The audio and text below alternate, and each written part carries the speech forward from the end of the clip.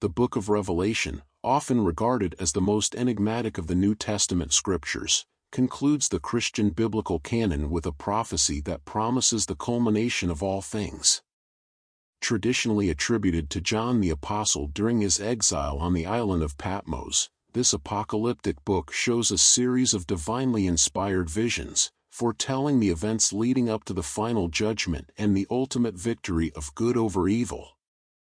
The book begins with John, who introduces the purpose of his writings as a revelation from Jesus Christ, intended to show God's children the events that must soon take place. He addresses 7 churches in Asia, delivering messages that serve both as commendations and as warnings.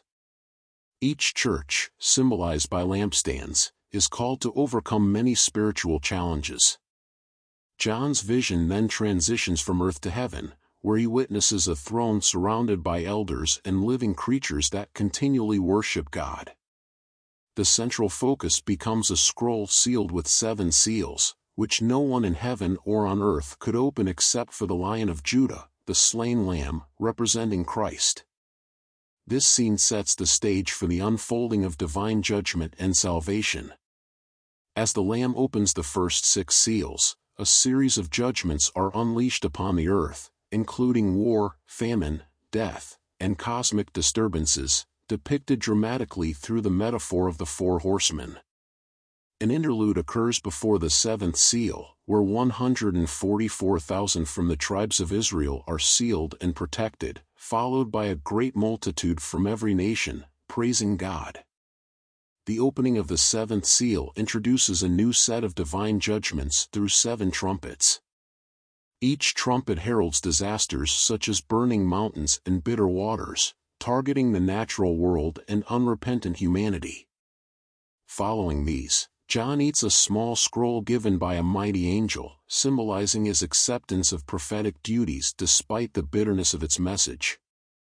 2 witnesses appear, prophesying and performing miracles before being killed and then resurrected, signifying the persecution and vindication of God's people. The narrative intensifies with the pouring out of 7 bowls of wrath, each causing severe afflictions like painful sores, turning seas to blood, and darkness. These bowls represent the fullness of God's wrath against evil, culminating in the final battle at Armageddon where the forces of the beast are defeated.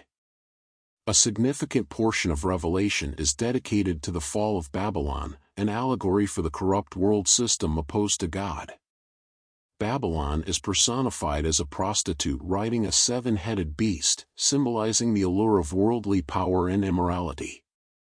Her sudden destruction is mourned by earthly kings but celebrated in heaven. The climax of the book features the return of Christ as King of Kings, defeating the beast and the false prophet in a decisive victory. Satan is bound for 1,000 years, during which Christ reigns with his saints in a period of peace.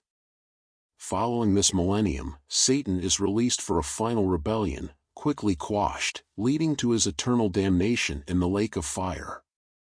Revelation concludes with the vision of a new heaven and a new earth, where God resides among his people in the New Jerusalem.